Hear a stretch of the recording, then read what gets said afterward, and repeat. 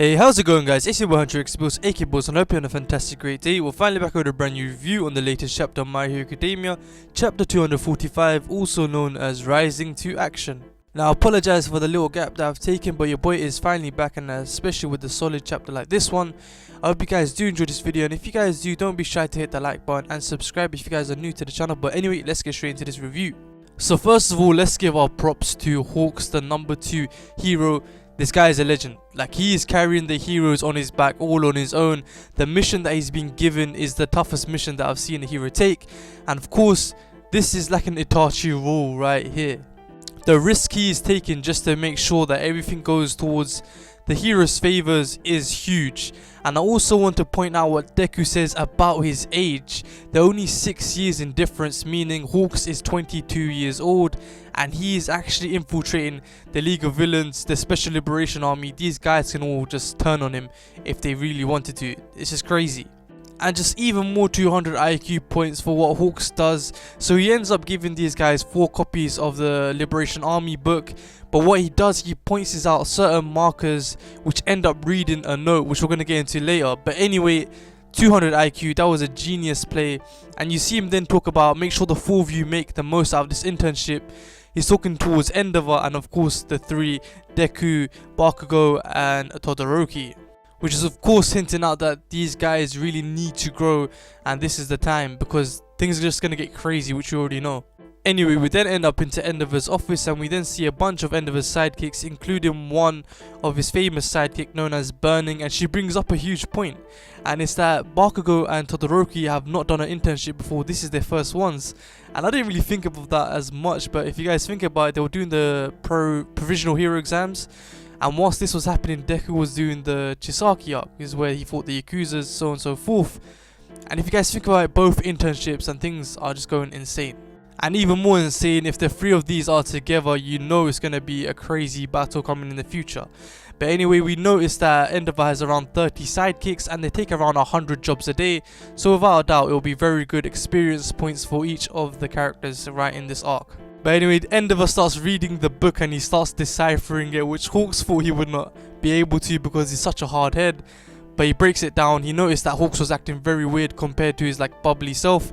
And he breaks down these words: the enemy Liberation Army, the League takeover, numbers over 100,000. Bro, Hawks is a genius for even being able to pull this off. He gave out the warning shot real quick. Anyways, back to Hawks. He now returns to the Liberation Army and he's at the round table where everyone is discussing topics, and we end up seeing Endeavor being brought up with the 3 internships that he has, and they bring up, yes, Izuku is there. And the funny thing is how Dabi brings up, looks like he hasn't gotten much stronger, but little did they know this guy actually has another 6 more quirks in his back pockets and is actually very close to learning how to use the Black Whip. But in terms of strength, I don't know if he's as strong yet to be fighting against the Liberation Army, especially Shigaraki, who's on a whole different level in my opinion at this point. But let's see how things get going soon in this arc. And Hawks brings up an excellent point that they are still students. Anyway, he then gets dismissed and they continue their discussion. But what they don't know is Hawks' hearing is on point. He can hear things from so far through his wings. They actually catch vibrations in the air and he can end up hearing things through those, which is actually another amazing feature about my boy Hawks. And we end up hearing what Redestro says, which is, I take it we can proceed according to plan, Spinner. Yeah, make sure to keep up the troops' morale. Once Tomura gets that power, we'll finally be ready to do it.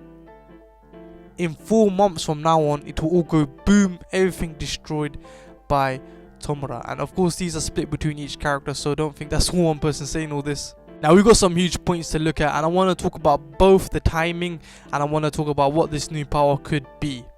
So first of all, I want to talk about the timing. Now, one thing Horikoshi has been sure to do is to make sure that he pinpoints what month and what time and what's happening. So if you guys remember when the Aichi or the Deika arc started, he started it from saying it's December.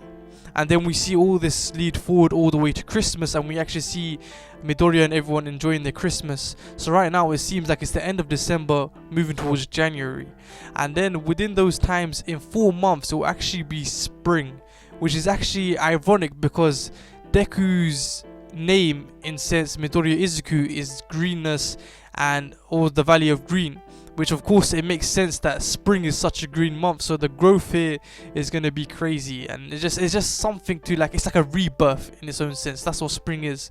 So something crazy is gonna happen. The rebirth of the villains, of course, and the rebirth of possibly the heroes for Deku, as at least the #1 hero under All Might. And maybe in 4 months it's possible to see the rebirth of someone else, and that is All For One. Will they actually break into the prison? I don't know, but regardless of, I know All For One is powerful, but this is not All For One's story right now.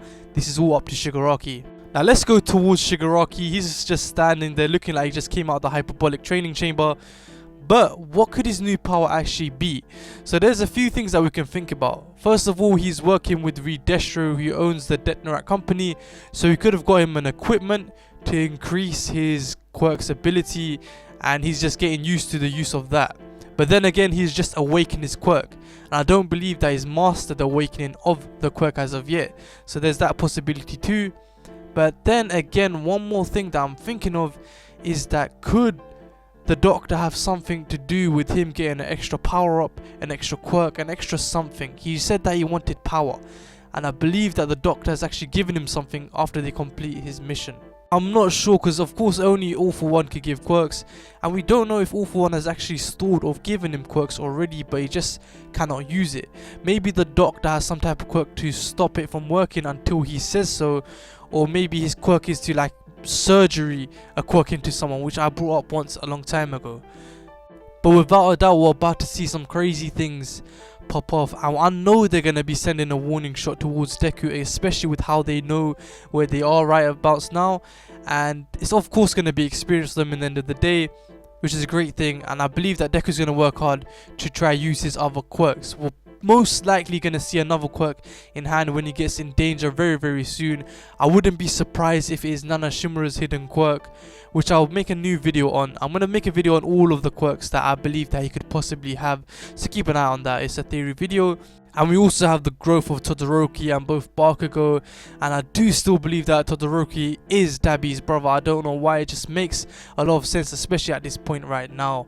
And another huge point I actually want to bring up is with Eri. So the last time we saw Eri, her horns have grown back, literally meaning that her powers are basically ready to be used once again.